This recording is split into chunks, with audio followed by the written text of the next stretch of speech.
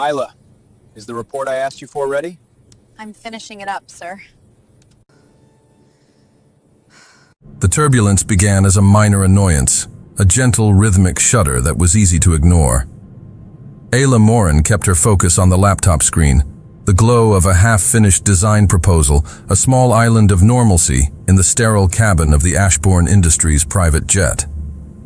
She could feel his presence across the aisle without looking.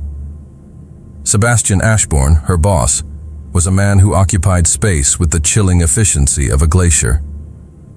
He wasn't loud or ostentatious. He was simply there, a silent, gravitational force of tailored suits and gray eyes that seemed to assess everything for its value and find it lacking. The air around him always seemed a few degrees cooler, scented with the faint, clean smell of expensive woodsy cologne and freshly starched cotton. Then, the shudder changed. It wasn't rhythmic anymore. It was a violent, angry jolt that slammed Ayla against her seatbelt. Her laptop slid from her lap, crashing to the floor with a sickening crack. Her head snapped up. Across the aisle, Sebastian hadn't moved, but his knuckles were white where he gripped the armrests. His jaw was a hard, unforgiving line. A sound started low and guttural. A groan from the very bones of the aircraft. It was a sound of metal under a pressure it was never meant to endure. The gentle hum of the engines sputtered, coughed, and then one of them went silent. The sudden absence of noise was more chilling than any sound could have been. The plane dropped. It wasn't a fall. It was a void. One moment they were suspended in the calm, blue expanse of the sky. The next, the floor vanished from beneath them.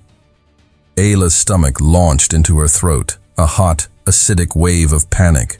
A scream was trapped in her chest, a physical thing with claws. The world outside the window was no longer a serene landscape.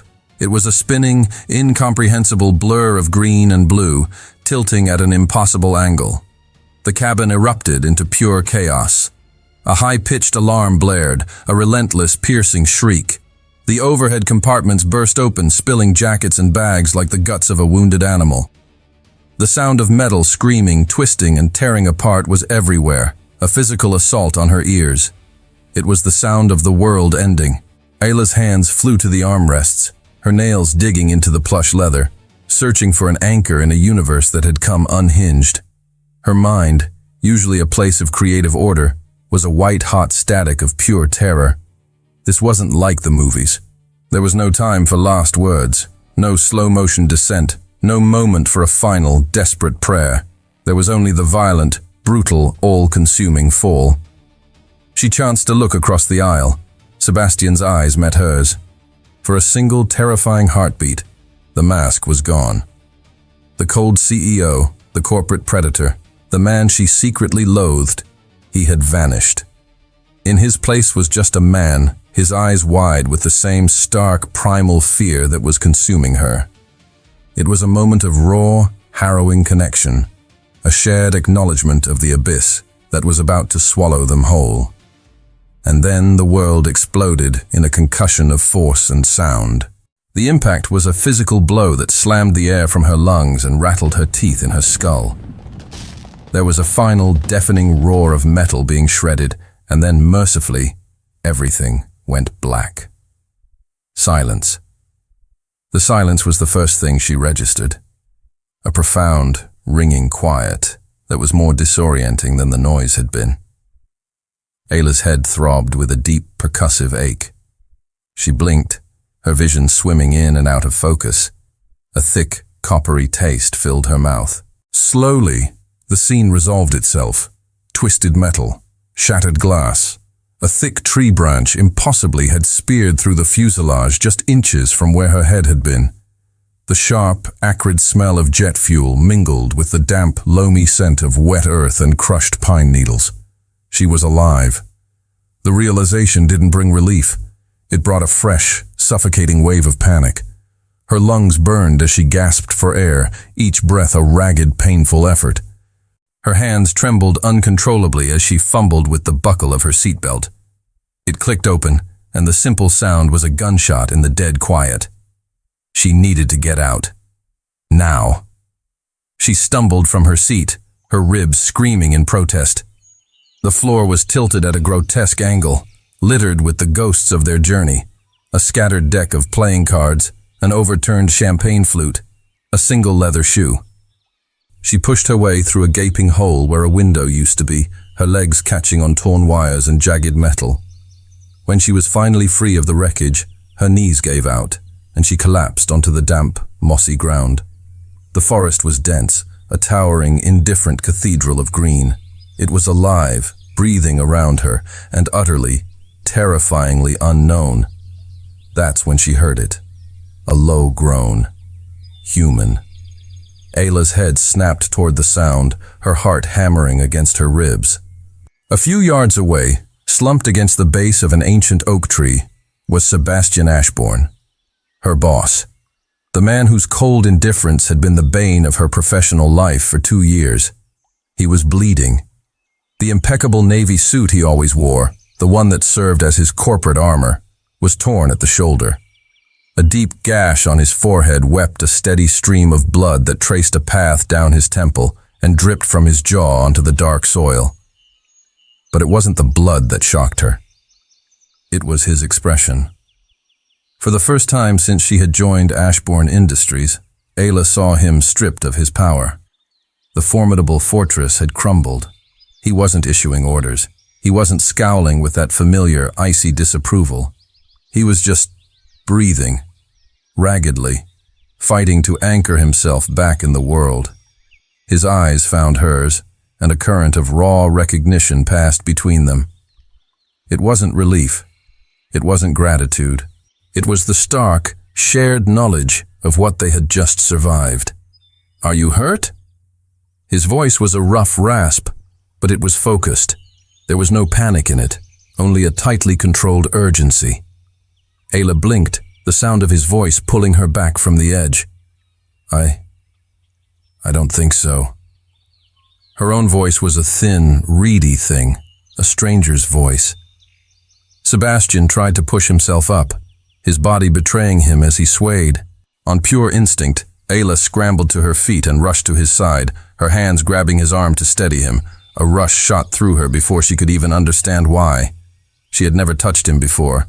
Not a handshake, not a brush in the hallway. The fabric of his suit was rough under her fingers, his arm beneath it hard as stone. "Thank you," he murmured, his voice softer than she had ever heard it. They stood there for a moment, suspended in the eerie quiet of the forest, the sounds of birds and the whisper of wind through the canopy slowly returning. Sebastian's gaze swept the area, his mind already working. Ayla could see it in his eyes, the shift from victim to strategist. "We need to check for other survivors," he said, his voice regaining a fraction of its natural authority. But it was different. It wasn't an order. It was a statement of fact, almost a request for her to agree. Ayla nodded, her mind still reeling. Together they moved through the wreckage, calling out names that were answered only by the echoing silence. There was no one, just the two of them. As the crushing reality descended, Ayla felt the ground tilt beneath her feet again. They were alone, stranded in a wilderness with no communication, no sign of rescue, and the only other soul for miles was the man she was sure she could never stand. Sebastian turned to her, wiping a smear of blood from his brow with the back of his torn sleeve. His gaze met hers, and for the first time, Ayla saw something that frightened her more than the fall. It was pure, unyielding determination. "We are going to survive this," he said, his voice low but solid as bedrock. "I promise you." And in that moment, Ayla realized a dreadful, undeniable thing. She believed him. And honestly, who wouldn't? After surviving something like that, you'd believe anyone who promised you a way out. Let's see if he can keep that promise. The fire was the first miracle. Ayla watched, a sense of profound disbelief washing over her, as Sebastian Ashbourne knelt on the damp forest floor. He moved with a focused, almost surgical precision, stripping bark from a dry branch with a shard of metal from the wreckage, gathering tinder with an economy of motion that was mesmerizing. These were the same hands she had only ever seen gliding over an iPad to approve multi-million-dollar contracts or typing curt, dismissive emails that could end a career in under 10 words. Now, they were smudged with dirt, scratched and raw, working to coax life from friction and wood. He didn't complain. He didn't even sigh in frustration. He just worked. How do you know how to do that? The question slipped out before she could stop it, her voice sounding small in the vast quiet of the woods. He didn't look up, his concentration absolute. The muscles in his forearm tensed under the rolled-up sleeve of his ruined shirt as he began to rub a spindle against a fireboard he had fashioned. My father. He answered, his voice neutral, a low rumble against the whisper of wood on wood. He believed a man should know how to survive with nothing but what the world gave him. A wisp of smoke, thin and gray, curled upwards. Ayla held her breath. Sebastian leaned in, blowing gently, protectively. A tiny spark glowed, an ember of impossible hope in the twilight. Then another, and suddenly, a small, fragile flame flickered to life, dancing between his cupped hands. He looked at the flame for a long moment, and in the soft, golden light, Ayla saw the tension in his shoulders ease by a fraction. He had brought light back into the darkness. I have to say, for a guy she hated so much, he was proving to be surprisingly useful, wasn't he? They established a crude camp near the wreckage, a small pocket of order against the encroaching chaos of the wilderness. Sebastian orchestrated everything with a chilling efficiency that was both alien and deeply reassuring. He salvaged a large, partially intact piece of the cabin's interior lining, and with a length of wire he'd stripped from a seat, he rigged a makeshift lean-to between two thick trees. Ayla tried to help, to be useful, but she felt clumsy and out of her depth. Every task she thought of, he was already 3 steps ahead. She gathered wood, but he had already found a fallen log that was drier. She tried to sort through the salvageable items, but he had already prioritized water, shelter, and warmth. "Do you know how to tie a taut-line hitch?" he asked suddenly, holding up a length of cord he had scavenged. "Not exactly," she admitted, feeling a familiar flush of inadequacy. "It's all right. I'll show you." And he did. He stood behind her, his voice low and patient as he guided her hands through the loops and pulls. He was so close she could feel the heat radiating from his body, a stark contrast to the cooling air. The scent of wood smoke now clung to him, mingling with that faint, expensive cologne that was somehow still there. His fingers brushed against hers as he adjusted the knot, and a jolt, sharp and unexpected, shot up her arm. She pulled her hand back as if burned. "Why are you being like this?" The words tumbled out, raw and unfiltered. He paused, his hands stilling on the rope. He turned his head slightly, his profile sharp against the deepening shadows. "Like what?" "So different." Sebastian let go of the rope and turned to face her fully. For a long moment, he just looked at her, his gray eyes unreadable in the flickering firelight. Then, he let out a slow breath and sat on a log near the fire. "In the office, I am what the board expects me to be," he said, his gaze fixed on the dancing flames. "What my uncle molded me into after my parents died." He paused, the name of his uncle hanging in the air like a chill. "Here, there's no room for that. There are no board members, no stock prices. There is only this." He gestured vaguely at the dark, looming trees around them. "Only survival." That night, the temperature plummeted. A cold, damp chill seeped from the ground, relentless and invasive. Ayla huddled by the fire, her arms wrapped tightly around herself. But the shivering was a deep, internal tremor she couldn't control. She bit her lip, refusing to complain, refusing to show the weakness she felt. But he noticed. Of course he noticed. Sebastian Ashbourne noticed everything. Without a word, he stood up, took off his torn suit jacket, the last remaining layer he had, and walked over to her. He held it out. "No!" she protested immediately, her teeth chattering. "You'll freeze." "I'm warmer than you are." It was a simple statement of fact. Sebastian. Ayla. His voice was firm, cutting through her protest, but it lacked its usual icy edge. It was just certain. Please. She looked up at him, at the genuine concern etched onto his face, a face she had only ever seen set in a mask of cool authority. And something inside her shifted, a tectonic plate of long-held animosity grinding into a new position. Slowly, her hands reached out and took the jacket. She pulled it over her shoulders. The fabric was still warm from his body, and it carried his scent, smoke, the forest, and something uniquely, indefinably him. It felt like a shield. He gave a single sharp nod and returned to his spot on the other side of the fire, rubbing his arms against the cold. Ayla watched him, a painful knot tightening in her chest. It was a confusing tangle of guilt, gratitude, and something else, something warmer and far more dangerous. "Thank you," she whispered across the flames. He just inclined his head, his eyes already heavy with an exhaustion so profound it seemed to weigh him down. Ayla couldn't sleep. She watched the fire spit and crackle, a lone beacon against the oppressive living darkness of the forest. And she watched Sebastian. He was shivering. He was trying to hide it, his movements small and controlled, but in the stark, dancing light of the fire, she could see the tremors running through his body. Before she could second-guess the impulse, before logic could intervene, she was on her feet. Clutching the jacket, she walked around the fire and sat down beside him.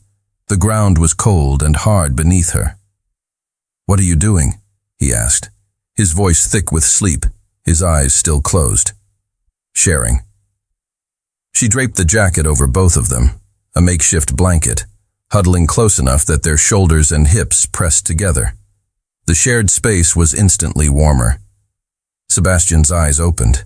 They were dark pools in the firelight, reflecting the flames. He looked at her, then at the jacket covering them, then back at her. "You don't have to do that." "I know." A heavy silence fell, filled only by the sound of the fire and the distant call of some nocturnal creature. Then, so slowly she almost didn't feel it, he leaned into her, a subtle shift of weight, an acceptance, a surrender. Ayla's heart began to beat a heavy, frantic rhythm against her ribs. She was acutely aware of every point of contact, his shoulder against hers, his thigh against hers, the steady, solid presence of him. She hated Sebastian Ashbourne. She had built 2 years of her professional life around the certainty of that hatred. It was a solid, dependable thing. But the man shivering beside her, the man who had given her his last layer of warmth, the man who was now trusting her enough to lean on her, she had to admit she had no idea who that man was. And as she sat there, sharing a jacket and a sliver of warmth under a canopy of unfamiliar stars, an impossible, terrifying thought began to bloom in the darkness of her mind. She wasn't sure she hated him at all anymore. Ayla woke to the smell of roasting fish and the alien sound of birdsong. For a disorienting moment, her mind clung to the memory of her warm bed, her small apartment, the familiar city sounds. Then, the reality of her situation returned with a jolt.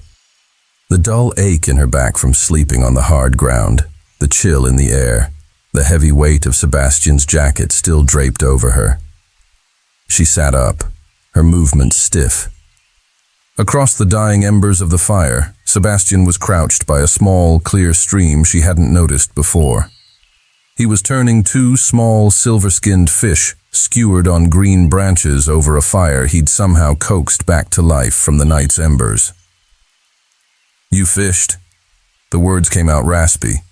He glanced over his shoulder, and for the first time, Ayla saw something she would have sworn was impossible on the face of Sebastian Ashbourne.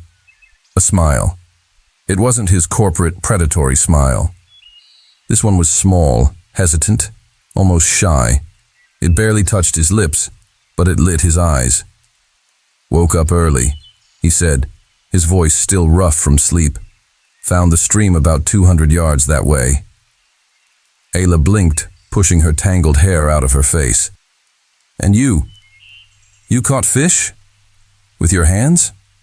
Improvisation, he said simply, as if it were the most natural thing in the world. He lifted one of the sticks from the fire, the fish sizzling, its skin perfectly crisped. Eat. We need the energy. They fell into an unspoken routine, a rhythm dictated by the sun and their shared need to survive. It was a strange, silent partnership. Sebastian, with his relentless focus, took charge of securing the camp and exploring for a way out. He was the hunter, the protector. Ayla, who had a degree in graphic design but a secret lifelong passion for botany passed down from her grandmother, became the gatherer. And just like that, they weren't boss and employee anymore. They were something else entirely, something forged by necessity.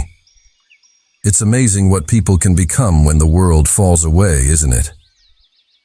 She began to explore the flora around them, her grandmother's lessons echoing in her mind. She found broad, waxy leaves that, when layered, could help waterproof their lean-to.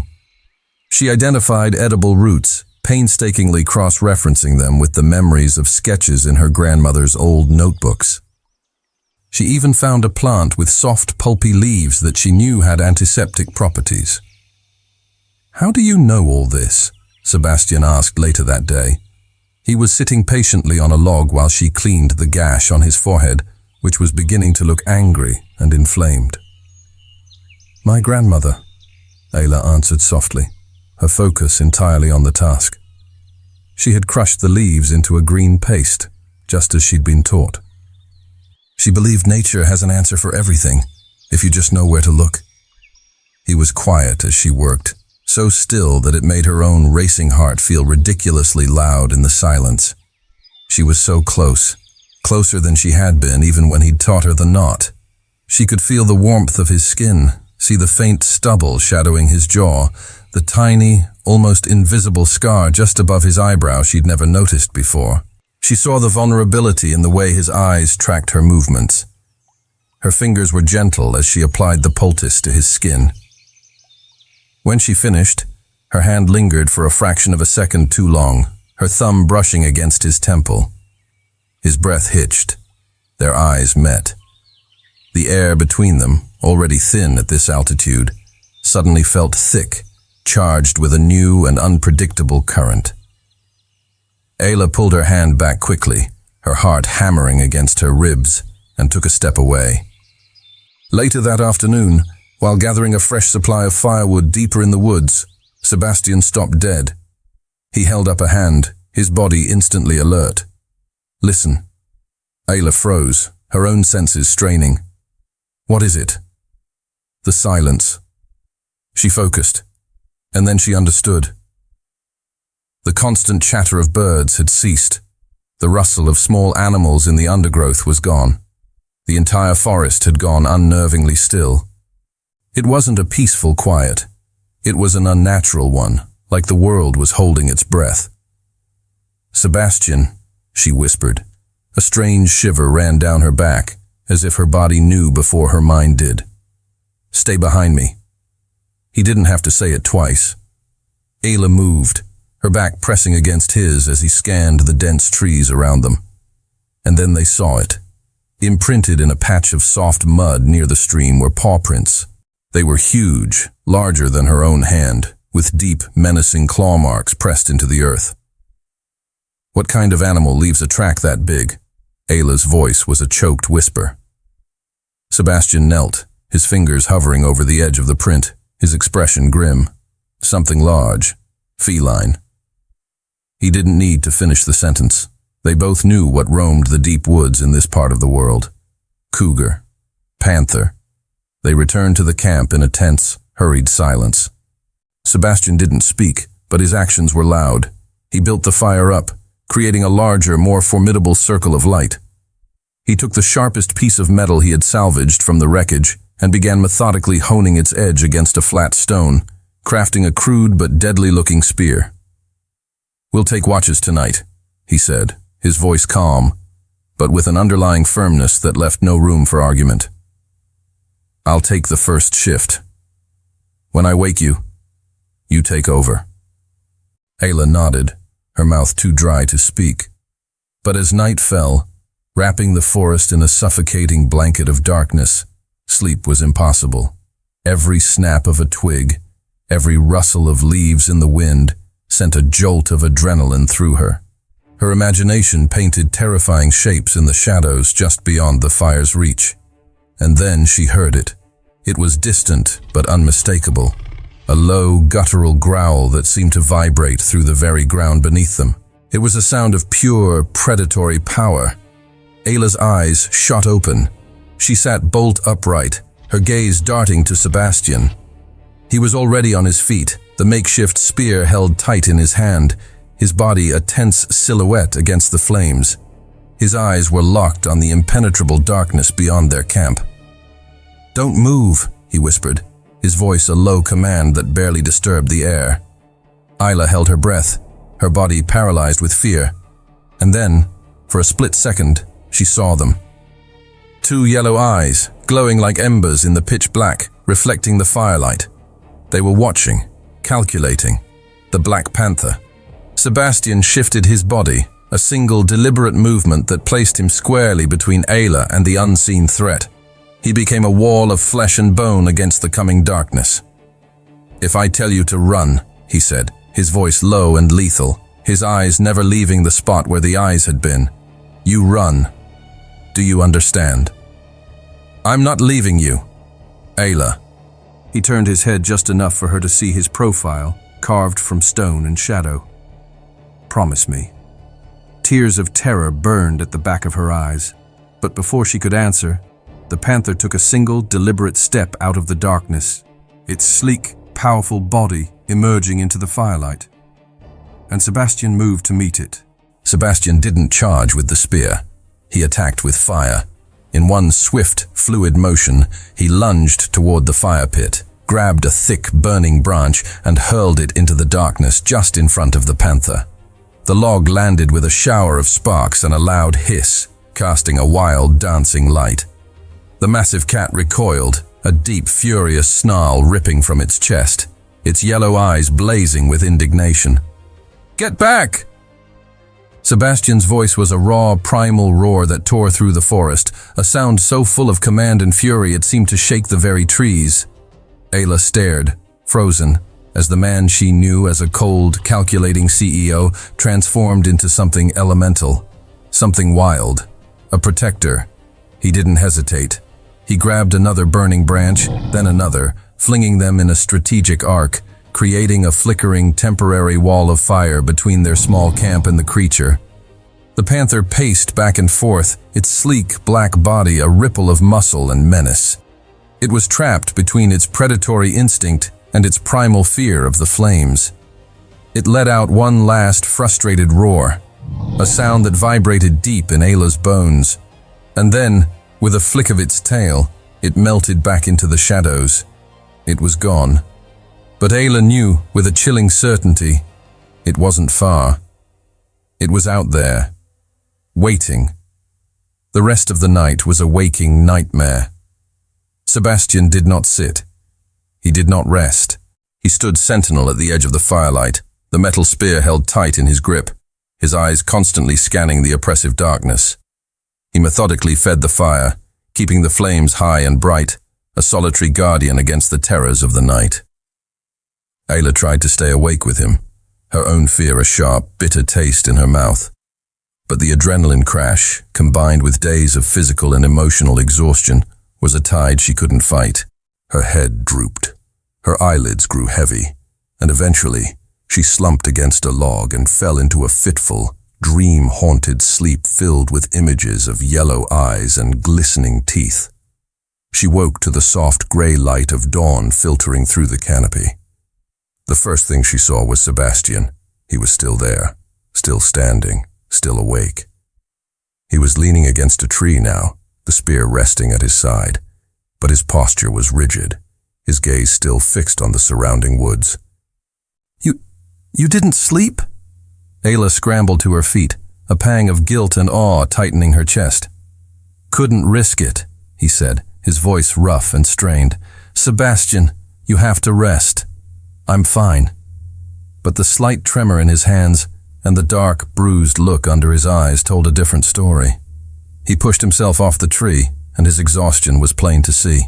He swayed, catching himself with a hand against the rough bark.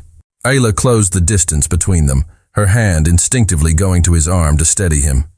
"You're not fine. You need to sleep. I'll keep watch." "Ayla, you don't know. I know how to feed a fire, and I know how to scream."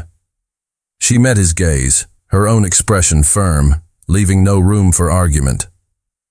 "Let me take care of you, just for a few hours." He looked at her for a long, searching moment, his defenses warring with his body's desperate need for rest.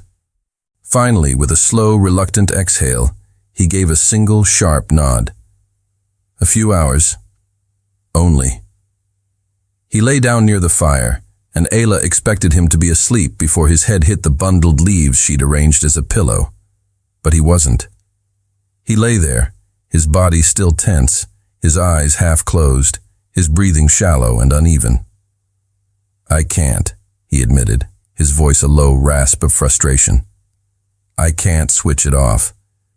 Without thinking, without allowing herself to hesitate, Ayla sat down on the ground beside him. And then she did something that surprised them both. She reached out and took his hand.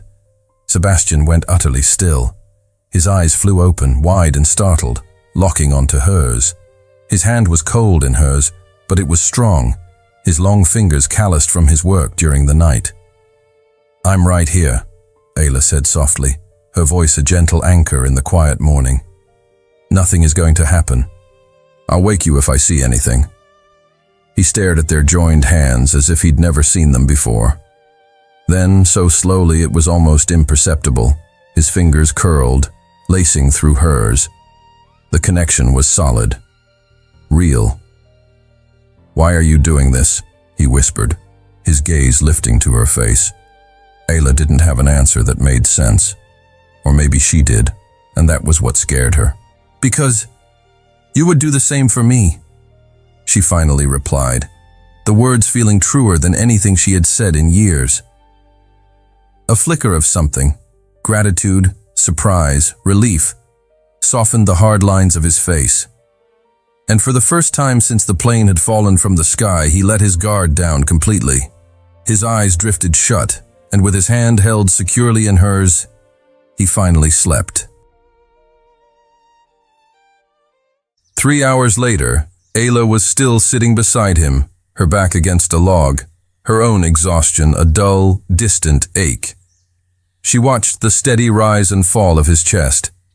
She noticed the way sleep smoothed the harsh lines of concentration from his face, making him look younger, almost vulnerable. She was still holding his hand, and she had no desire to let go. When Sebastian finally stirred, the sun was high in the sky, casting dappled light through the leaves. He blinked, disoriented, and the first thing he seemed to register was the warmth of her hand still holding his. He looked at their entwined fingers, then at her. She looked back at him. Neither of them moved to pull away. "Thank you," he said, his voice thick with sleep and something else she couldn't quite name. "Always," Ayla heard herself say, the word feeling both reckless and right. In that quiet moment, something fundamental shifted between them. They weren't boss and employee anymore. They weren't even just partners in survival. They were something else, something more dangerous, something inevitable.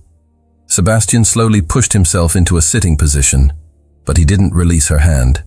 "Ayla," he began, his voice serious, "I need to tell you something." Her heart gave a painful lurch. "What?" He opened his mouth, then closed it, struggling with the words. "Back at the office, the way I was." He paused, his gaze dropping to their hands. "I never wanted to be that person.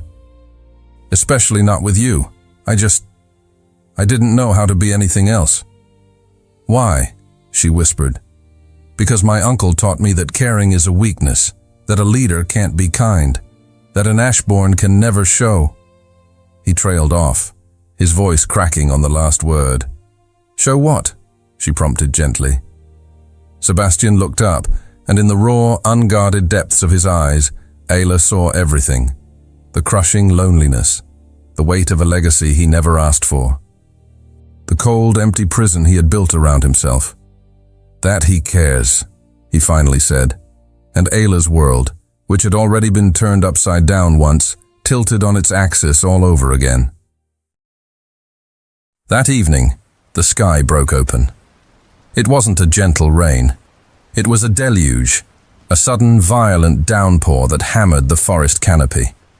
The makeshift lean-to Sebastian had built shuddered under the assault, and within minutes, cold water began to drip, then stream through the gaps. The fire hissed and sputtered, fighting a losing battle against the onslaught before finally dying with a defeated sigh, plunging their small camp into a deeper, more profound darkness. They were soaked in seconds. A brutal, bone-deep cold set in, far worse than the night before. "We have to stay warm," Sebastian said, his voice tight, cutting through the roar of the rain. "Hypothermia is a real threat." He didn't wait for her to agree. He pulled her into the driest corner of the shelter, turning his back to the worst of the wind and wrapping his arms around her, pulling her tight against his chest. Ayla didn't resist. Her body was shaking uncontrollably, her teeth chattering so hard her jaw ached. His body, though also cold and wet, was a solid, living furnace against the storm. They huddled together, two survivors clinging to each other for warmth, the distinction between them dissolving in the shared, desperate need to endure. And in the roaring darkness, cocooned together against the storm, Sebastian began to talk. "My parents died when I was 15, he said, his voice a low, steady anchor against the chaos of the wind and rain. "Car accident. My uncle took me in. He took over the company, too." Ayla listened in silence, her ear pressed against his chest, feeling the vibration of his words as much as hearing them. Each word was a confession, a piece of a puzzle she was only just beginning to understand. "He told me I had to be strong, that the world was full of predators, and if I showed any weakness, they would tear me apart." He took a shaky breath. "So I learned. I learned to build walls. I learned to treat everything like a transaction. I learned to never, ever let anyone see that something, or someone, mattered." He shifted, his arms tightening around her. "At the office, you always looked at me like I was a monster." Ayla's chest ached. And you were right." He cut her off, his voice rough with self-loathing. "I was. My uncle always said it's better to be feared and respected than to be liked and seen as weak. Sebastian. But here." He lifted a hand, his cold fingers finding her cheek, his thumb stroking the line of her jaw. The simple, tender gesture was a stark contrast to the violence of the storm. "Here, I can't pretend anymore.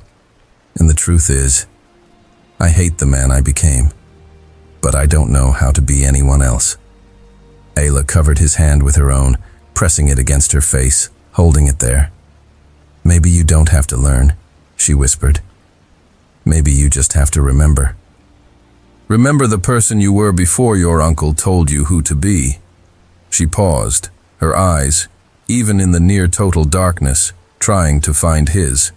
The person who would face down a panther to protect someone. The person who would stay up all night in the cold. That's the real you, Sebastian. Not the machine in the suit. The world seemed to shrink to the tiny, fragile space they occupied. Sebastian stared down at her, his eyes searching her face for something. Permission, maybe. Or absolution. "I hated you," Ayla confessed suddenly, the words pouring out of her carried on the tide of the storm.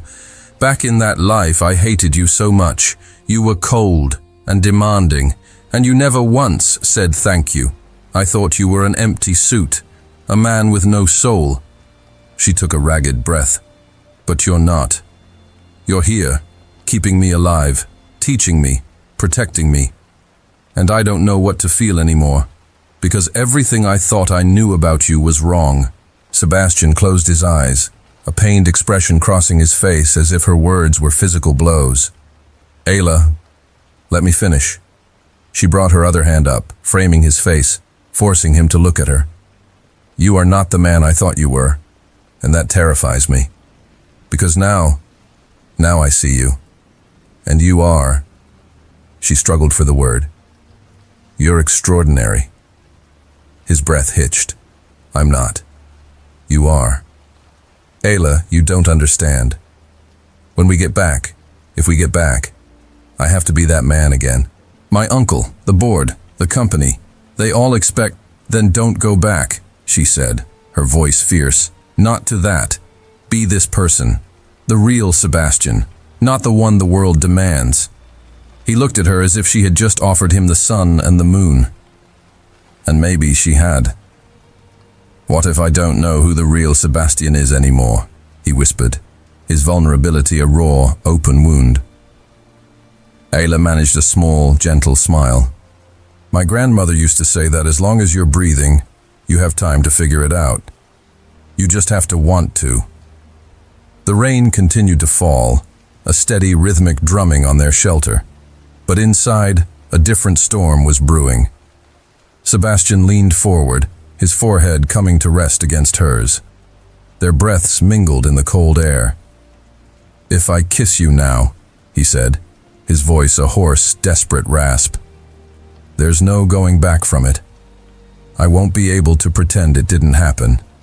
Ayla's heart was beating so hard, she was sure he could feel it through her chest. Then don't pretend, she whispered against his lips. And Sebastian broke. He kissed her. It wasn't a gentle kiss. It was a kiss of desperation, of starvation, of a man who had been lost in a desert and had finally found water. It was raw and consuming, freighted with all the fear and hope and terror of the past few days. Ayla melted against him, her hands tangling in his wet hair, pulling him closer, meeting his desperation with her own. The kiss tasted of rain and survival, and everything they hadn't been able to say. When they finally pulled apart, breathless, he didn't let her go. He held her tight against his chest, as if she were the only solid thing in a world that had fallen apart. I don't want to be that man anymore, he murmured into her hair, his voice a solemn vow made to the storm. For the first time in my life, I want to choose. And that night, as the rain washed the world clean, two strangers became something more. Something that neither the forest nor the world that waited for them could ever undo. When the rain finally stopped the next morning, leaving the forest washed clean and glistening, a new resolve had settled between them. The kiss had changed everything. The air was no longer thick with unspoken tension, but with the quiet, humming energy of a shared, undeniable truth. Sebastian was the first to break the silence. We can't stay here, he said, his eyes scanning the dense woods. We're too exposed, and we're running out of time. He looked toward the highest peak in the distance, a jagged silhouette against the pale morning sky. We have to get to high ground. If we can build a signal fire up there, a big one, we have a chance. A real chance. Ayla followed his gaze. The mountain looked impossibly far, its slope steep and treacherous.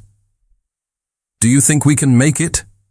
Sebastian turned to her, and his hand found hers, his fingers lacing through hers with a natural, possessive ease. Together, he said, the word a promise. Yes? That single word, together, sent a wave of warmth through her chest, chasing away the last of the morning chill. They spent the day preparing. The work was different now. It was a coordinated dance, no longer just him leading and her following. They moved around each other with an easy familiarity, their movements punctuated by small smiles and casual touches, a hand on a shoulder, fingers brushing as they passed a tool. Sebastian fashioned 2 makeshift backpacks from the salvaged cabin lining. They packed what little they had, a plastic bottle now filled with rainwater, the last of the edible roots Ayla had found, the crude spear, and the fire-starting kit. You're different, Ayla commented as she helped him adjust the strap on his pack. He paused, his gaze steady on her. You are too. She tilted her head. How? In the office, he said, his voice soft. You always seem to be holding your breath. You walked with your shoulders hunched, like you were trying to take up as little space as possible. His eyes softened, a gentle light warming their gray depths. Out here, you shine. Ayla felt a blush creep up her neck. Maybe that's because out here, I'm not just the invisible designer. I'm necessary. You were always necessary, Sebastian said, his voice low and serious. I was just too blind to see it. The first part of the journey was deceptively easy. The forest floor was relatively clear, and the incline was gentle. But as they began to ascend, the woods grew darker, the trees thicker, their ancient branches tangling together to form a dense canopy that blocked out the sun. The sounds of the forest changed, becoming more muted, more watchful. And then Ayla saw it. Sebastian. Her voice was a strangled whisper. He was instantly at her side, his body tense. What is it? With a trembling hand, she pointed to the ground. Half buried in the damp earth and moss was a bone. It was yellowed with age, cracked and weathered, but it was unmistakably human. A femur. Sebastian's blood ran cold. That can't be. But before he could finish the thought, his foot came down on something that didn't belong. Not a rock, not a root. There was a sharp, metallic click, and the world flipped upside down. Ayla screamed as Sebastian was violently yanked into the air, a thick rope snare tightening around his ankle. He was left dangling, suspended 3 meters from the ground, swinging like a pendulum. Sebastian! She shrieked, scrambling toward him. No! He yelled back, his voice strained with pain and a new, terrifying urgency. Ayla! Get out of here! Run! What? I'm not leaving you! And then she heard it. Drums. A steady rhythmic beat, distant at first, but growing closer with every frantic beat of her own heart. Sebastian's face, already pale, lost all color. Ayla, listen to me. You have to hide. Now. Not without you. Please! His voice broke, a sound of pure desperation. If they find you too, we have no chance. Hide. And don't come out until you're sure it's safe. I'll get out of this, I swear. I'll come back for you, she sobbed, her mind reeling. I promise. Ayla! But she was already gone, scrambling behind a massive, gnarled tree, her body pressed flat against the rough bark. Her heart was pounding, almost trying to break free from her chest, a frantic counterpoint to the approaching drums. A cold sweat broke out across her skin. Her survival instincts, honed over the past week, were screaming at her. Danger, primal, human danger. The drumming grew louder, more insistent, and then they appeared, emerging from the trees like spirits of the forest. Figures adorned with crude paint and animal skins. Faces obscured by carved wooden masks that seemed to stare with hollow, lifeless eyes. They carried spears tipped with sharpened stone. A tribe. An uncontacted tribe. They surrounded the spot where Sebastian hung, their voices a low, guttural chant in a language Ayla had never heard. One of them poked the snare with the butt of his spear, making Sebastian swing. They laughed, a chilling, joyless sound. Then, with coordinated, practiced movements, one of them sliced through the rope with a stone knife.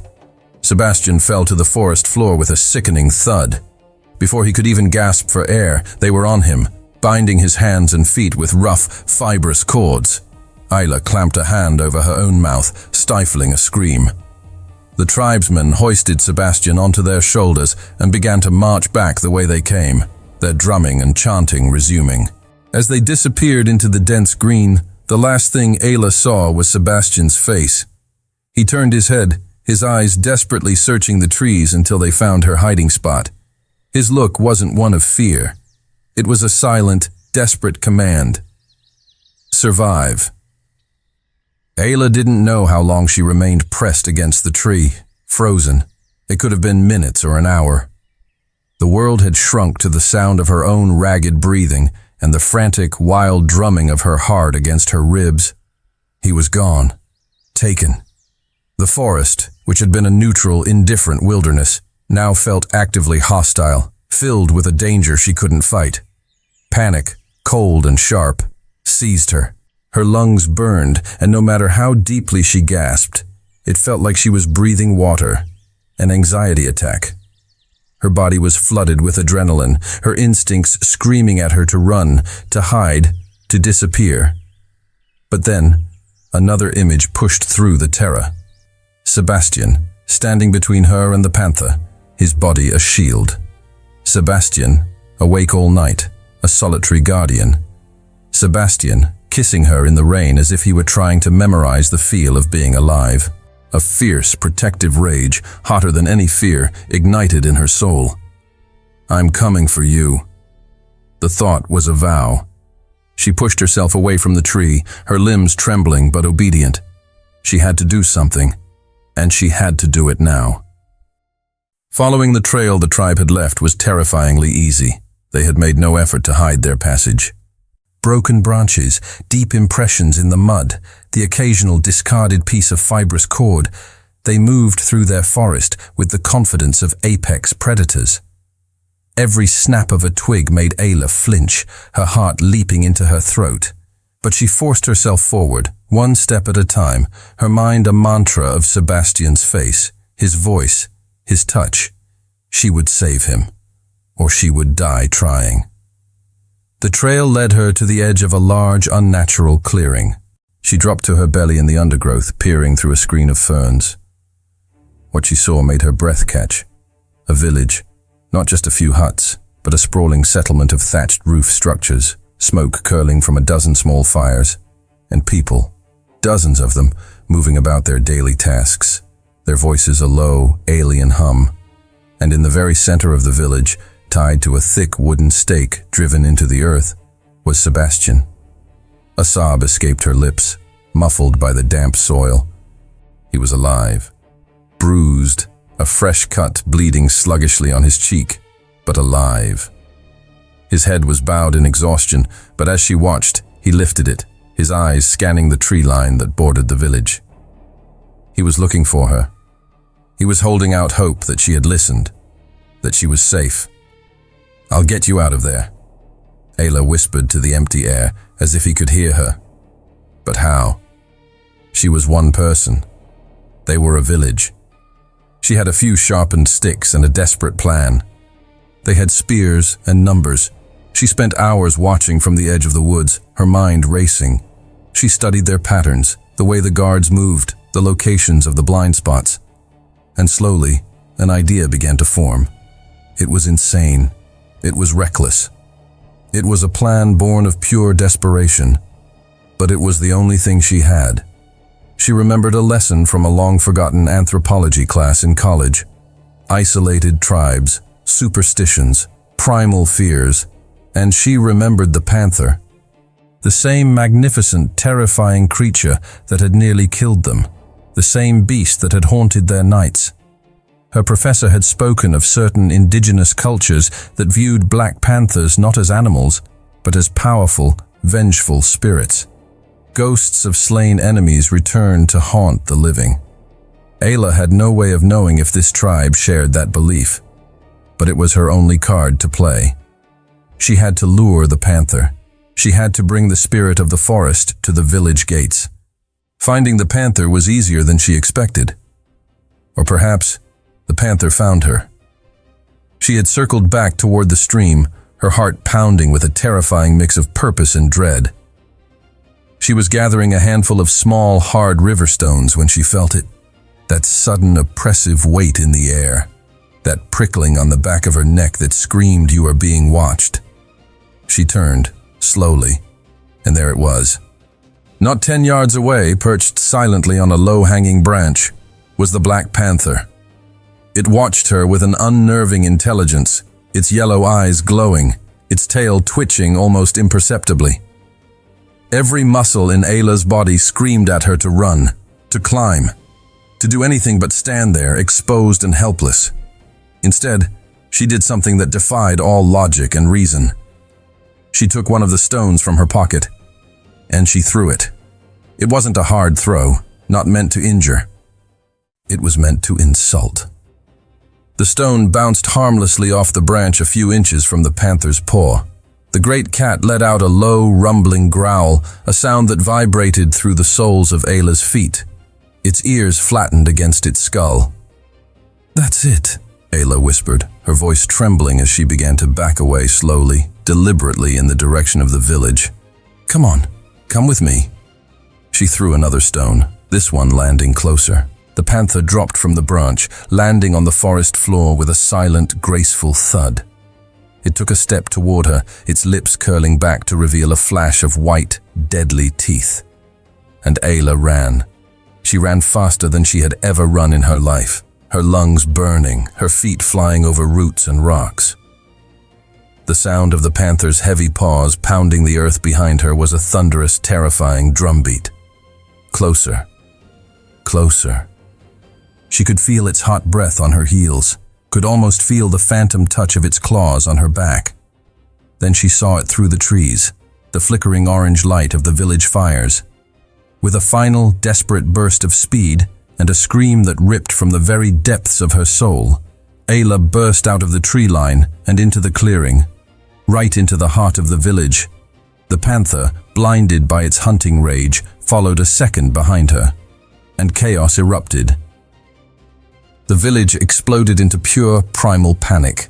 The tribespeople didn't see an animal. They saw a nightmare made flesh.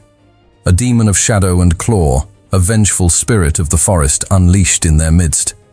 Screams tore through the air, figures scattered in every direction, tripping over cooking pots and each other in their desperate flight. The panther, momentarily confused by the sudden eruption of noise and movement, spun in a circle, its snarling roar echoing the terror of the villagers. In the chaos, Ayla was invisible. Just another shadow moving through the bedlam. It was perfect. Keeping low to the ground, she darted between the huts, her eyes locked on her single objective. Sebastian. He had seen her. His eyes were wide with a mixture of disbelief and sheer terror. "What have you done?" he breathed as she skidded to a halt at the stake, her fingers already clawing at the thick fibrous ropes that bound him. "Saving you," she panted, her nails scraping uselessly against the tight knots. "Now hold still." "You're insane! That thing will kill you!" "It's a little busy at the moment," she grunted, abandoning her nails and trying to work her fingers under the coarse rope. The knots were complex, pulled brutally tight. Ayla's hands shook, her fingers slick with sweat and grime, making the task nearly impossible. "Come on, come on, come on," she muttered, a frantic prayer under her breath. The panther let out another earth-shaking roar, this one closer. "Ayla, leave me," Sebastian urged, his voice strained. "Save yourself." "Shut up and let me work," she snapped, a surge of adrenaline giving her new strength. Finally, the main knot began to give. She pulled, and it loosened. Then the second. Sebastian wrenched his hands free and immediately began working on the ropes at his ankles. A moment later, he was up, grabbing her hand. "Run!" And they ran. The dark forest swallowed them whole, a protective embrace of shadow and leaves. Branches whipped at their faces, and unseen roots threatened to send them sprawling, but they didn't slow. They ran, fueled by fear and a desperate shared will to live. The sounds of the panicked village and the enraged panther growing fainter and fainter behind them. They ran until their lungs burned like they were filled with fire. They ran until their legs were numb, leaden weights they had to force forward. They ran until the sounds of the village were nothing more than a distant, fading echo. When they finally collapsed, it was in a small, hidden hollow miles away.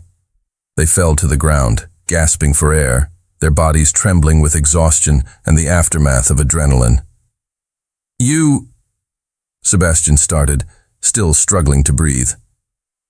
"You lured a black panther to save me?" Ayla let out a sound that was half laugh, half sob. It seemed like a good idea at the time. He stared at her, his chest heaving. And then, without warning, he surged forward, pulling her into an embrace so fierce it squeezed the remaining air from her lungs. He buried his face in her hair, his arms a steel cage around her. "You are absolutely insane," he murmured against her scalp. "I learned from the best," she managed to gasp into his shoulder. He pulled back just enough to look at her, his hands framing her face, his thumbs stroking her dirt-smudged cheeks. "You could have been killed. So could you. Exactly. Why would you risk—" Ayla silenced him by pressing her palms against his cheeks. "Because you would have done the same for me," she said, her voice low and steady. "Because we're partners in this, and partners don't leave each other behind." Sebastian's eyes glistened with something that looked devastatingly like tears. "Partners," he repeated, the word full of a new, profound weight. They made camp far from the village, a cold camp with no fire. It was too risky. There was only the darkness, the quiet hum of the forest, and each other. Ayla sat with her back against the rough bark of a tree, Sebastian beside her, their shoulders and hips pressed together for warmth and comfort. "I thought I'd lost you," she confessed into the darkness, the words barely a whisper. Sebastian's hand found hers, his fingers lacing through hers, a silent, solid reassurance. The silence stretched, comfortable and deep, and then, so quietly she almost thought she'd imagined it. He spoke. "I love you, Ayla." The world stopped. The forest, the darkness, the fear. It all vanished. Ayla turned her head so fast she felt a crick in her neck. "What?" He met her gaze, his face a landscape of raw vulnerability in the faint starlight. "I love you. I think I have since the moment you woke up after the crash, and I saw you were alive, the moment I knew I wasn't alone." He gave a small, self-deprecating smile, which is ironic, because the truth is I've always felt alone. "Sebastian, you don't have to say it back," he said quickly, his voice thick with emotion. I needed you to know, because if we don't make it out of this." Ayla kissed him. She poured every ounce of fear, relief, and soaring, terrifying love she felt into it. It was a kiss that sealed every unspoken promise, every shared glance, every moment of sacrifice. When they finally broke apart, she was smiling through tears. "I love you too," she whispered. "Now please try not to get captured by a homicidal tribe ever again." He laughed, a real, genuine sound of relief that echoed in the quiet hollow. "I'll do my best." And that night, in the heart of a dangerous, unknown wilderness, miles from civilization, with a hostile tribe somewhere behind them, and no guarantee of rescue, they were completely, utterly happy, for a moment. Just one moment, but it was enough. The sound woke Ayla from a deep, dreamless sleep. It was alien, mechanical, a rhythmic chopping noise that cut through the natural symphony of the forest like a blade. Whump, whump, whump, whump. Her eyes flew open. A helicopter. "Sebastian, wake up!" she hissed, shaking him violently. "Wake up!" He shot up, instantly awake, his body coiled with the reflexive tension of survival. "What? What is it?" Ayla didn't answer. She just pointed at the sky. And there it was, a dark shape against the low-hanging morning clouds, cutting a path through the sky. Rescue. They scrambled to their feet, stumbling into a small clearing, waving their arms frantically, their voices raw as they screamed. "Here! We're down here!" The helicopter flew past, disappearing behind the dense canopy. Ayla's heart plummeted, a cold, heavy stone in her chest. No. Please. No. But then, it returned. It was circling, lower this time, the sound of its rotors echoing through the valley. They were searching. "They can't see us," Sebastian said, his mind already working. "We need something visible, something that stands out." Ayla's eyes darted around the clearing and landed on the tattered remains of their makeshift backpacks. The lining was a faded, but still distinct shade of emergency red. The packs! Working together, they tore the fabric into the largest strips they could manage, spreading them out on the damp ground of the clearing, anchoring the corners with heavy stones. They created a crude, desperate X on the forest floor. And then they waited, their heads tilted back, their hearts pounding in unison with the beat of the rotors. The helicopter made another pass, then another.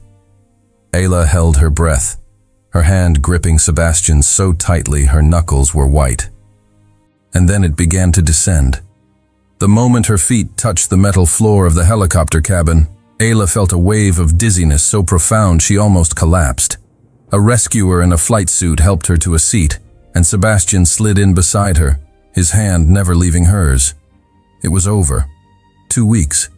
14 days lost in a green hell that had nearly consumed them. And now, it was over. A paramedic began checking them over, his voice a calm, professional drone as he asked about injuries, dehydration, and shock. But Ayla barely heard him. Her entire focus was on Sebastian, on the feel of his hand in hers, on the unbelievable reality of the vibrating floor beneath her feet. What happens now? The thought was a terrifying whisper in the back of her mind. The forest had been their world, a brutal but simple reality. They had been partners, equals, lovers. But what were they back in the real world? As if sensing her thoughts, Sebastian squeezed her hand. "Nothing changes," he whispered, his voice low and for her ears only. But they both knew that wasn't true. Everything was about to change. The landing at the hospital was a descent from one kind of chaos into another. The moment the helicopter doors slid open, they were assaulted by a barrage of flashing lights and shouting voices, cameras, reporters, microphones shoved in their faces. Mr. Ashbourne, over here. How did you survive? Is it true there were other victims on the flight?" Sebastian, his face a grim mask, tried to push through the throng, his arm a protective shield around Ayla. But a reporter from a notorious gossip website, known for her tenacity, broke through the security line. "Mr. Ashbourne," she called out, her voice sharp and piercing. "Sources say you were stranded with a junior employee. Can you comment on the nature of your relationship during your time in the wilderness?" Ayla felt Sebastian go rigid beside her. This was it, the moment of truth. She braced herself for the denial, the minimization, the carefully worded corporate statement designed to protect his reputation. It was the logical thing to do, the Sebastian Ashbourne thing to do. Instead, he stopped. He turned, facing the sea of cameras squarely. The flashes illuminated the exhaustion on his face, the new scars, the dirt still smudged on his cheek. He looked less like a billionaire CEO and more like a warrior returning from a long and brutal war. "Ayla Morin saved my life," he said, his voice clear and steady, ringing with an authority that silenced the entire crowd. "If I am standing here today, it is because of her, and her alone. She is the bravest, most intelligent, and most incredible woman I have ever met." He paused, his eyes finding Ayla's in the midst of the media storm. "And I love her." The silence that followed was absolute, a collective, stunned intake of breath. Ayla froze, her own heart stopping in her chest, the world narrowing to the look in his eyes. And then the chaos exploded again. But this time, it was different. Sebastian ignored the renewed frenzy of questions. He took her hand, lifting it in front of the cameras, in front of the entire world. And he smiled. A real, brilliant, unguarded smile. A few quiet days later, the world had been reduced to the 4 sterile walls of a private hospital room. Sebastian was recovering, the IV drip in his arm a testament to the ordeal they had endured. Ayla sat in a chair beside his bed, a silent, constant presence. They hadn't spoken much about his public declaration. They didn't need to. It hung in the air between them, a new and permanent reality. The door to the room opened without a knock. A man entered, his presence instantly sucking the warmth from the air. He was older, dressed in a suit even more impeccably tailored than Sebastian's had ever been, his eyes the color of ice chips. Ayla recognized him immediately from company galas and board meeting photos. Richard Ashbourne, Sebastian's uncle, the architect of the man she used to hate. "Get out," Richard said, his voice low and dismissive. He didn't even look at Ayla, his gaze fixed on his nephew with cold fury. Sebastian pushed himself up against the pillows, his jaw tightening. "She stays." Richard closed the door with a soft, menacing click. "Have you lost your mind completely?" he hissed. "A public declaration? For a—" He gestured vaguely in Ayla's direction, his eyes finally flicking over her with undisguised contempt. "For an employee?" "Ayla is not an employee," Sebastian countered, his voice dangerously calm. "Of course she is. And thanks to your little press conference, the company's stock dropped 3 points. The investors are spooked. The board is questioning your stability, suggesting you're suffering from some post-traumatic delusion." Sebastian swung his legs over the side of the bed, standing to face his uncle, ignoring the pull of the IV line in his arm. "Then let them question." Richard blinked, for the first time looking genuinely shocked. "What?" "You heard me. I'm done living my life for the board, for the investors, for you." "Sebastian." "No." His voice was iron. "You had your turn. You spent 17 years molding me in your image. You turned me into something cold and calculating and utterly alone." His voice cracked on the last word. "I will not be that man anymore." Ayla watched, her heart swelling with a fierce, protective pride. This was it, the final wall crumbling. Richard's gaze shot to Ayla, his expression curdling with disgust. "This is her fault. She's manipulated you. This is Stockholm Syndrome, a shared trauma bond. You went through something terrible together, and now you think it's love, but—" "I know what I feel," Sebastian interrupted, his voice cutting like glass. "And for the first time in my life, I am choosing what matters, not what's expected." Richard let out a short, bitter laugh. "How noble! But let's be practical. Without me, you have no company. I control 40% of the voting shares. More than enough to have you removed if I rally the board." "Then do it." The silence that followed was absolute. Even Ayla held her breath.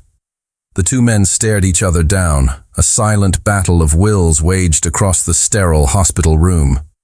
Richard's eyes narrowed. "You're bluffing. Try me." Finally, Richard took a step back, his face a mask of cold fury. "You will regret this, Sebastian." "Probably," Sebastian agreed, a weary resignation in his voice. "But at least I'll regret it while living my own life." Richard shot one last venomous look at Ayla, a look that promised retribution, and then turned and walked out, slamming the door behind him. The moment the door closed, Sebastian swayed, the bravado draining out of him. Ayla was at his side in an instant, her hands on his arms, steadying him. "Are you okay?" "Yeah, He looked at her, his eyes wide with a mixture of terror and exhilarating relief. "I think I just threw away my entire life's work." "No, you didn't," she said softly, her hands moving to cup his face, forcing him to meet her gaze. "You chose. You chose you." "And what if I chose wrong?" he whispered, the fear raw and real. "Then we build something new," she said, her voice unwavering. "Together." "Together," he repeated, the word tasting foreign and wonderful on his tongue. He leaned into her touch, a slow, genuine smile spreading across his face, a smile of pure, unadulterated freedom. "Together. I like the sound of that." Ayla smiled back, her heart aching with love for this new, brave man in front of her. But in the back of her mind, a question lingered, a shadow in the bright light of their victory. They had survived the forest. But could they survive the world? 2 weeks later, Sebastian arranged to meet Ayla at the small independent coffee shop near their old office building. It was a place steeped in memory, of rushed morning coffees, of Ayla sketching designs on napkins, of Sebastian striding in and out without a word, a cold specter of authority. But this time everything was different. He was no longer her boss. She was no longer his employee. They were something else. A question mark. Ayla arrived 5 minutes early, her stomach a knot of nervous energy. He was already there, sitting at a small table by the window, 2 steaming cups of coffee waiting. When he saw her, his entire face lit up with a smile so genuine and unguarded it took her breath away. And in that instant, Ayla knew. They were going to be okay. "I have a proposition for you," Sebastian said after the initial greetings, his voice lacking its old corporate edge. It was warmer, more relaxed. Ayla took a tentative sip of her coffee, the familiar bitterness a grounding sensation. "Okay. I'm starting a new company," he said, his eyes clear and direct. "Something smaller, something that's mine. No uncle, no board, no weight of the Ashbourne name." He paused, leaning forward slightly, his intensity focused entirely on her. "And I want you to be my partner." Ayla nearly choked on her coffee. "What?" "You heard me. A 50-50 split. Equal say, equal profit. Real partners." Sebastian, I don't know the first thing about running a business," she stammered, her mind reeling. "But you know about design. You know how to create things that are beautiful and innovative. And more importantly," he reached across the table, his hand covering hers, his touch warm and firm. "You know me, and I trust you more than I trust anyone on this planet." "Why are you doing this?" she asked, her voice barely a whisper. "Because in the forest, you taught me that I don't have to do everything alone. You saved my life in more ways than one, Ayla." He squeezed her hand. "Let me do this. With you." Ayla looked at the man across from her. This wasn't the cold CEO she had hated. It wasn't even the desperate survivor from the wilderness. This was just Sebastian, hopeful, real, vulnerable, the man she loved. "I have one condition," she said finally, a slow smile spreading across her face. His eyes lit up. "Anything. We do it our way. No cutting corners, no ruthless deals. We build something we can be proud of, something that matters." Sebastian's smile widened, reaching his eyes. It was the smile she had come to know so well, the one that was just for her. "I wouldn't expect anything less." They sealed the deal not with a contract, but with a handshake across the small table. And then, because they were them and they couldn't help it, he leaned across the table and sealed it again with a soft, promising kiss that tasted of coffee and new beginnings. In the months that followed, Aura Designs was born. Their office was a tiny rented space with second-hand furniture and a coffee machine that sputtered more than it brewed. It was a world away from the polished marble and glass of Ashbourne Industries, but it was theirs. They worked side by side, long hours filled with the easy rhythm of a true partnership. They argued passionately over font choices and color palettes. They celebrated small victories with cheap pizza and beer. They fell into a routine that blended their professional and personal lives seamlessly, ending most days tangled together on her small apartment sofa, exhausted but happy. Slowly, Ayla realized something profound. She hadn't just survived the forest. She had been reborn in it. The quiet, invisible designer was gone. In her place was a confident woman, a business owner, a partner. She had found her voice. She had found her place. One night, working late in their small office, surrounded by sketches and fabric samples, Sebastian paused, his pen hovering over a blueprint. "Ayla?" she answered, not looking up from her own work. Are you happy? The question was so simple, so direct, it made her stop. She looked up at him, really looked at him. She saw the faint scars that would forever be a map of their survival. But she also saw the peace in his eyes, the lightness in his posture. She saw the man he had allowed himself to become. Yes, she said, her voice soft but certain. I am. And it was the absolute truth. But as he smiled and turned back to his work, a question that had been lingering in the back of her mind for months surfaced again. A quiet, persistent whisper. They were partners in business, lovers in life. But where exactly was this all going? 6 months to the day after their rescue, Sebastian took Ayla back to the mountains. Not to the same forest, never again to that forest, but to a national park a few hours from the city with well-marked trails and breathtaking panoramic views. Why are we here? Ayla asked as they hiked, the crisp autumn air invigorating, the path beneath their feet solid and safe. You'll see, was all he said, a mysterious, gentle smile playing on his lips. He led her to a clearing at the summit, a rocky outcrop that overlooked a sprawling valley below. The setting sun was painting the sky in fiery strokes of orange, pink, and deep violet. It was so beautiful it made her chest ache. Sebastian stopped and turned to face her, and in that moment, Ayla saw it.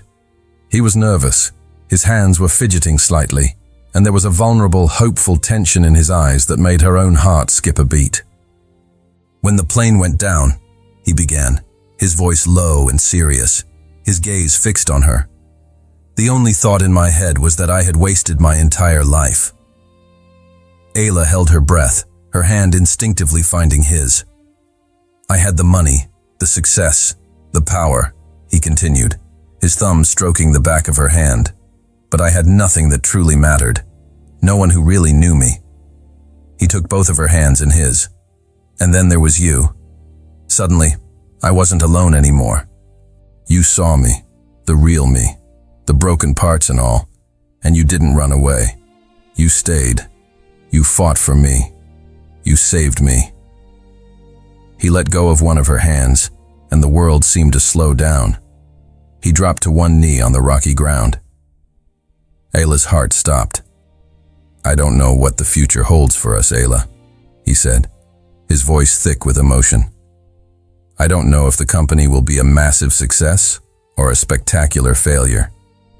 I don't know what challenges the world is going to throw at us. He pulled a small, simple velvet box from his pocket.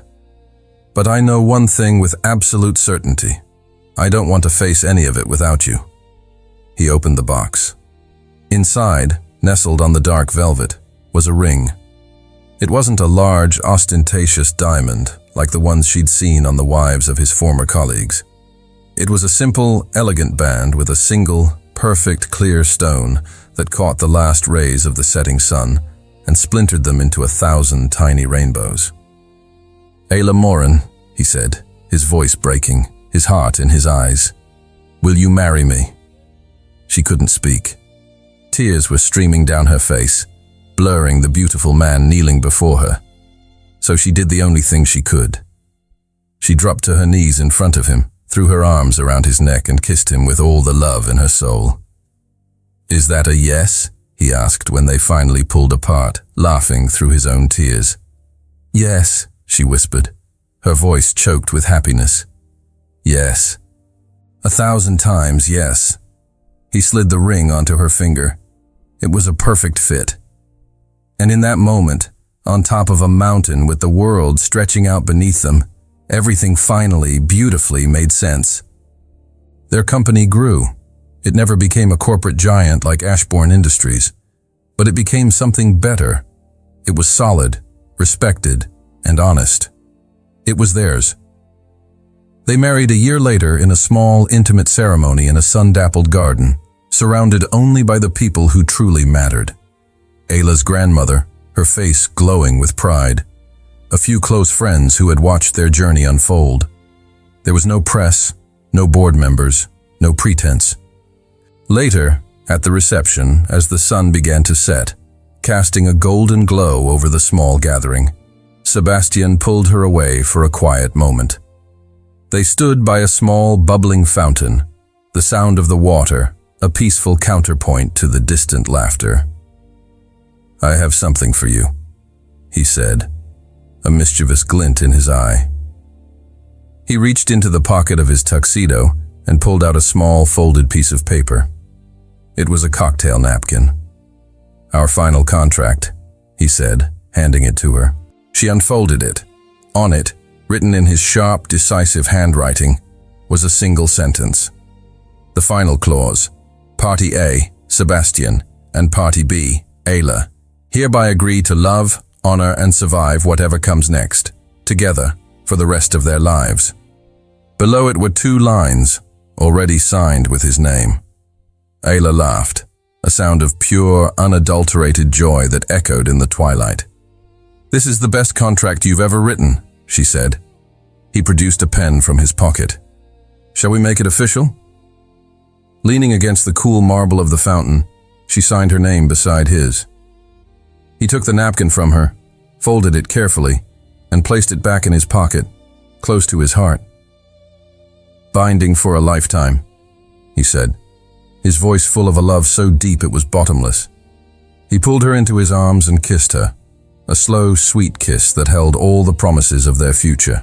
Their story had started with a fall from the sky, a brutal game of survival against impossible odds. But it had ended here, with a promise written on a napkin, a testament to the beautiful, undeniable fact that sometimes you have to lose everything to find the one thing that truly matters.